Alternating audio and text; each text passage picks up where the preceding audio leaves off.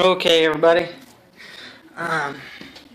So what I'm going to be doing, I'm going to shoot a couple videos today. This first one will just be for the removal of this tire. This happens to be a ZX6R, but similar will apply with any of these sport bikes.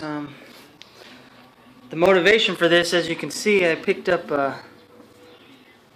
something here, a nail or something. But what I'm going to do, these are kind of getting to the end of their life. I've been doing a lot of commuting, so it's starting to flat spot. But what I'm going to do is eventually get this tire off and patch this from the inside, and I'll have some videos on that as well.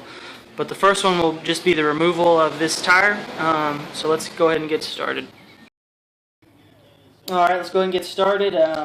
So I got the rear up on stands here, and we're just going to go ahead and start by removing this chain guard.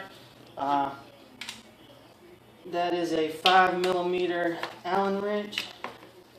So there's two up top and one on the side. So pop that guy off. Got all these Allens loosened up. Up here at the front there's a push tab where it snaps into place. You just pop that out and slide him back. Alright, the chain cover's off. Next thing we're going to do is work on removing this stud here. You can see it has a cotter pin in there.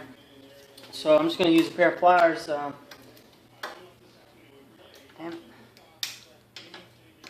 Alright, got him straightened up. He should just slide right out.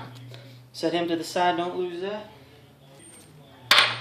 Alright, next thing, we're going to go ahead and work on breaking this loose.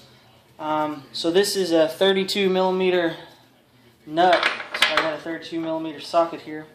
Okay, 32mm socket.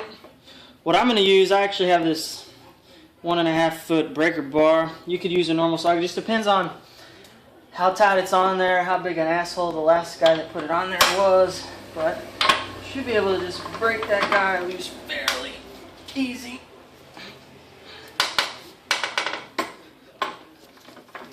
Okay. So once he breaks loose, it's pretty easy. You can just back that guy out.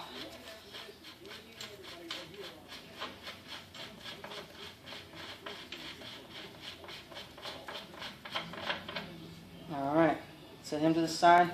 There'll also be a washer on there. Be sure not to lose that. You're going to need that when we get back to the end.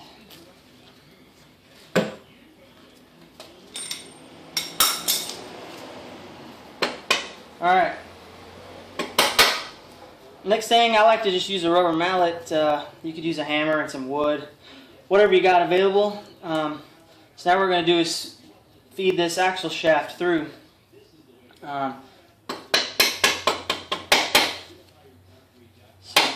Just gently do that, then you can go and pull it from the other side.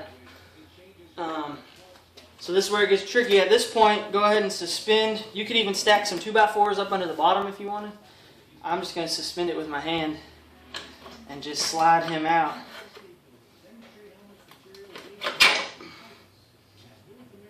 Alright, now you can see he's out of it. That'll slide down. You'll also be able to, on the other side, let me move the camera over here. So this is the other side. This is your brake assembly over here. Once the tire slides down, you'll be able to fish this guy out. Probably best, you can just hang him right there. If you have your rear pegs, you can hang him up on the rear peg. Otherwise, you could just zip tie it or secure it up somewhere on the bike just so that your brake line doesn't get pulled and twisted. But you can see how I did that. He just slides right out.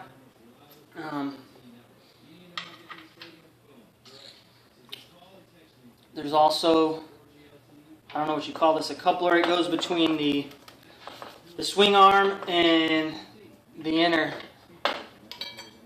inside here. So don't lose him. I'll just set him right there. Now that we removed the axle shaft and dropped him down, you can move the tire forward a little bit.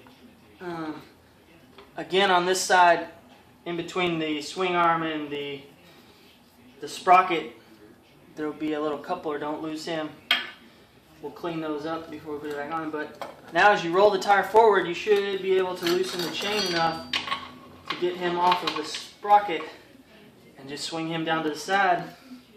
You can just roll the tire back.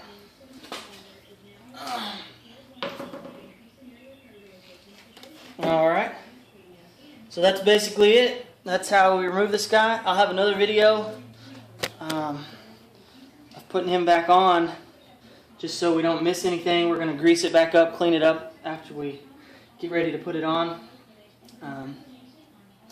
But that's basically it, guys. There will be a link in the description, or also on the video pointing to the installation of this guy again. So that's it. Thanks.